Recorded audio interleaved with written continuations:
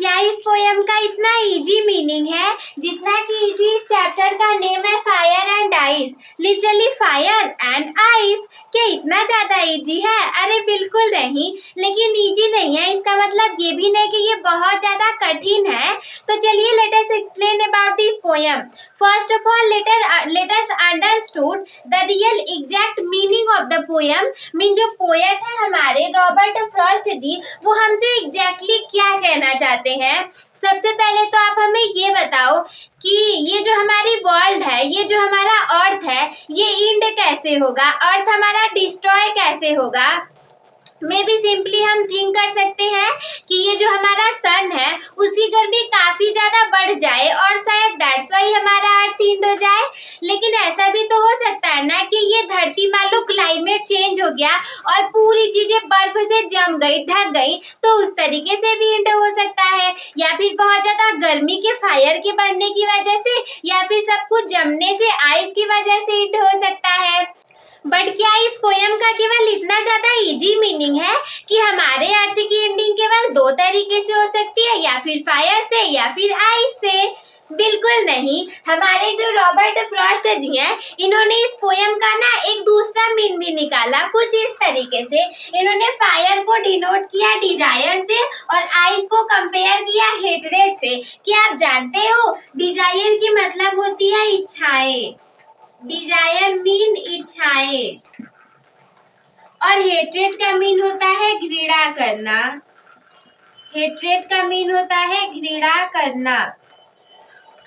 यानी कि पोयम इतना ज्यादा इजी नहीं है। जो हमारा फायर है इसका कंपेरिजन किया गया है डिजायर के साथ, और जो आइस है इसका कंपेरिजन किया गया है हेट्रेट के साथ। देखिए कैसे वो बोलते हैं कि हमारा जो अर्थ है ये या तो फायर से एंड हो जाएगा। अब आप एक मीनिंग ये ले सकते हो कि बहुत ज्यादा गर्मी बढ़ने की वजह से एंड हो जाएगा, but the second meaning you can take कि जो डिजायर की वजह से भी हो सकता है। फायर को इन्होंने डिजायर से कंपेयर किया है इच्छाओं से। अब आप देख ही सकते हो भाई, कलयुग चल रहा है, इच्छाएं इतनी ज्यादा सबकी बढ़ गई हैं। हमें धन चाहिए, संपत्ति चाहिए, रहना केवल एक ही रूम में है लेकिन बहुत सारा 10-12 रूम चाहिए, बहुत चीजें चाहिए, ये बन जाए वो बन जाए, इस तरीके के कपड़े पहनने। मतलब क्या? ऐसी इच्छाएं जिनका वास्तव में कोई मीनिंग ही ना निकले। एक समय में सोचो जो हिटलर है और किम जोंग उन, ऐसे बहुत सारे इंसान हैं, अगर उनकी इच्छाएं पूरी होने लग जाए तो कैसे हमारा वर्ल्ड का एंड हो जाएगा। जैसे इच्छाएं बहुत बड़ी बड़ी हैं, बहुत कम ही लोग की इच्छाएं काफी ज्यादा अच्छी होंगी, बाकी बहुत ज्यादा लोगों की तो बिल्कुल खराब ही इच्छाएं हैं। लोग सोचते हैं अरे इतने सारे दूर में तो कोई रहे ही नहीं, सुबह शाम गाली दिए जाते हैं कि तुम मर जाओ, तुम्हें ये हो जाए, ऐसा हो जाए, वैसा हो जाए। तो ये सारी कौन सी इच्छाएं हैं? अगर ये सारी इच्छाएं पूरी होने लग गई है ना तो हम तो भी हमारे पृथ्वी का एंड हो जाएगा। बिकॉज देखो पहले ऐसे लोग नहीं होते थे, पहले कभी भी किसी जवान व्यक्ति की मृत्यु नहीं होती थी, केवल और केवल बुढ़ापे में मृत्यु होती थी। और 60 साल तक तो लगभग नॉर्मली लोग ऐसे जवान ही रहा करते थे, 90 से 100 साल में मृत्यु होती थी। पर इच्छाएं बदल गई, सारी चीजें बदल गई, खान पान की चीजें बदल गई। सब बदलने की वजह से लोग की जैसे जैसे इच्छाएं बदलती जा रही हैं, बुरी इच्छाएं अंदर आती जा रही हैं, वैसे ही मानव जीवन कम होता जा रहा है। और ऐसा माना जाता है कि एक समय के बाद ना जो इंसान की आयु है वो केवल 12 साल तक ही रह जाएगी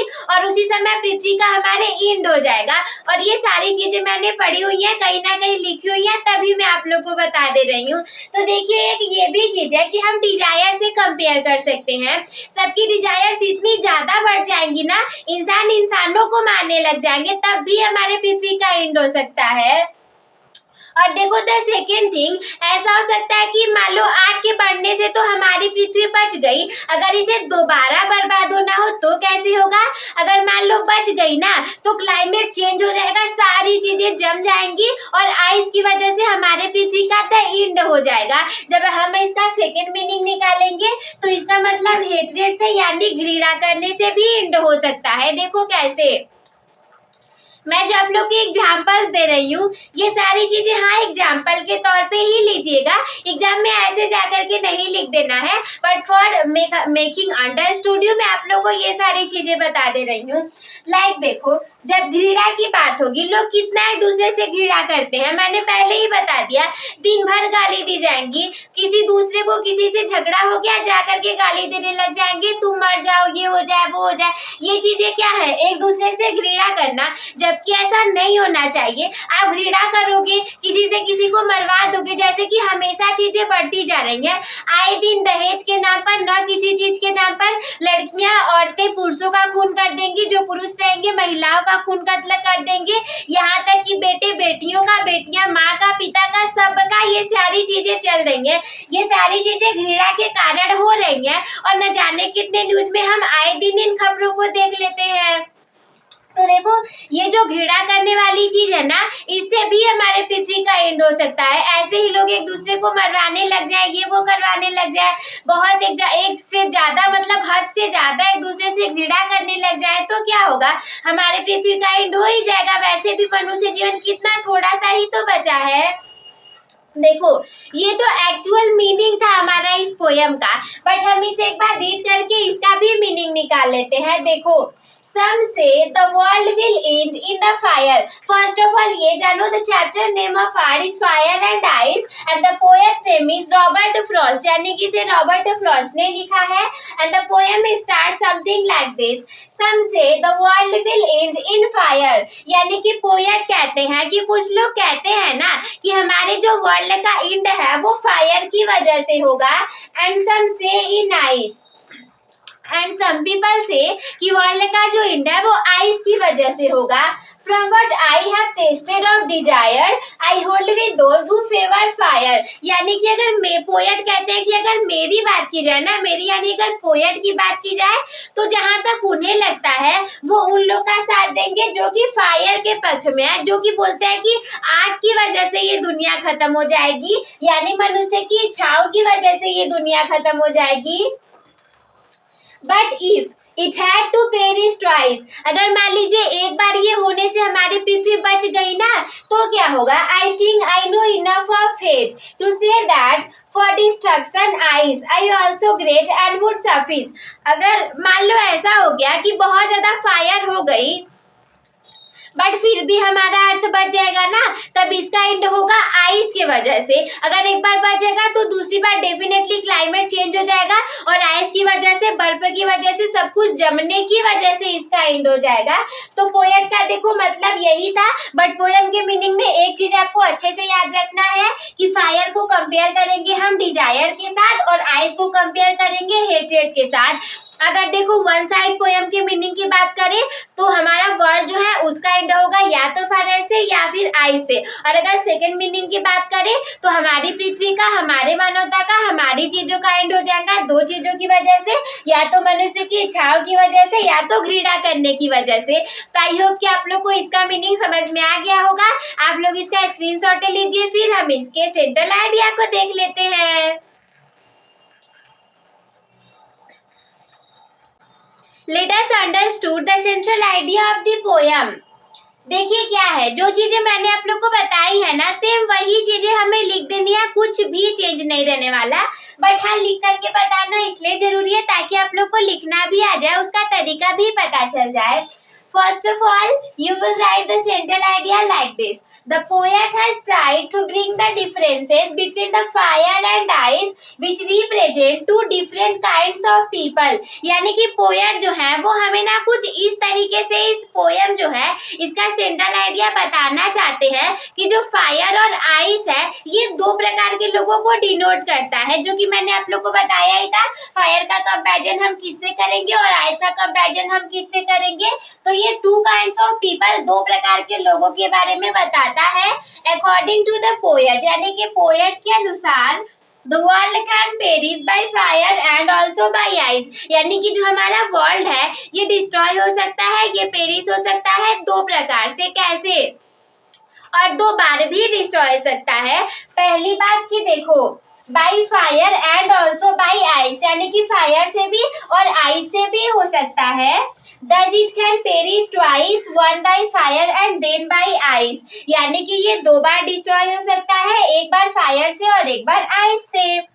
The poet feels that the ice of hatred is as powerful as the fire of desire, यानी कि कवि का कहने का मतलब ये है कि जो हेट्रेड की आइस है, यानी कि हेट्रेड को हमने देखो आइस को हेट्रेड से कंपेयर किया था, तो ये जो है ना ये उतना ही पावरफुल है जितना कि द फायर ऑफ डिजायर, जितना कि मनुष्य की इच्छाओं की आग है, उतना ही हेट्रेड का भी आइस जो है वो भी उसी के कंपैरिजन में उतना ही पावरफुल है।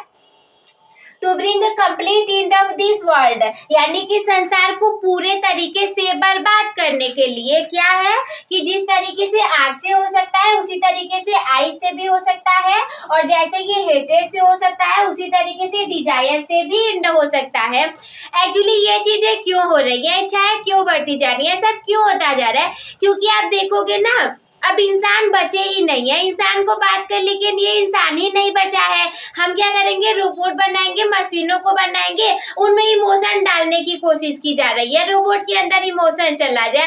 अरे लेकिन इंसानों का क्या, इंसानों के अंदर से इमोशन सारी चीजें खत्म होती जा रही है और आप मशीन के अंदर इमोशन डालने की बात कर रहे हो। आप खुद ही खोज करके देख लो, अगर आपको किसी से कुछ कहना होगा ना, कोई बात पूछनी होगी, करनी होगी, दूसरे जगह तो छोड़ो, आपके घर में ही आपको कोई ऐसा नहीं मिलेगा कि आप अपनी बात को उसके सामने रख पाओ। आप क्या करोगे, कुछ नहीं कर पाओगे, बिल्कुल अकेले रह जाओगे, इच्छाएं और अकेले रहोगे, खाली रहोगे। क्या पता अच्छी इच्छाएं तो बहुत कम ही आएंगी, बुरी इच्छाएं और ज्यादा आती जाएंगी कि हाँ मेरे पास ये होना चाहिए, इतने सारे पैसे होने चाहिए, उस बैंक में डाका डाल लो, ये कर लो, वो कर लो। तो यही सारी चीजें एक बार फिर से मैं इसे पढ़ देती हूँ ताकि आप लोग को ये क्लियर हो जाए। देखो सेंट्रल आइडिया को ऐसे लिखना बिल्कुल भी इम्पोर्टेंट नहीं है कि जैसे मैं बता रही हूँ सेम ऐसा लिख करके आना, ये बिल्कुल जरूरी नहीं है। बस आप इसके मीन को समझ गए तो आप ना खुद से बना करके उसमें लिख देना। देखो the poet has tried to bring the differences between the fire and ice which represents two different kinds of people. According to the poet, the world can perish by fire and also by ice. Thus it can perish twice, one by fire and then by ice. The poet feels that the ice of hatred is as powerful as the fire of desire to bring complete end of this world. सीधा सा मतलब ये है, poet का करने का मतलब ये है, रॉबर्ट फ्रॉस्ट जी के कहने का मतलब ये है कि हमारे वर्ल्ड का एंड जो है ये 2 टाइप से हो सकता है, या तो फायर से या तो आइस से। अगर दूसरे मीन की बात करेंगे तो या तो हेटेड से या तो डिजायर से ये एंड हो सकता है। तो आई होप कि आप लोग को सब कुछ अच्छे से क्लियर हो गया होगा। Now you people can take screenshot of this.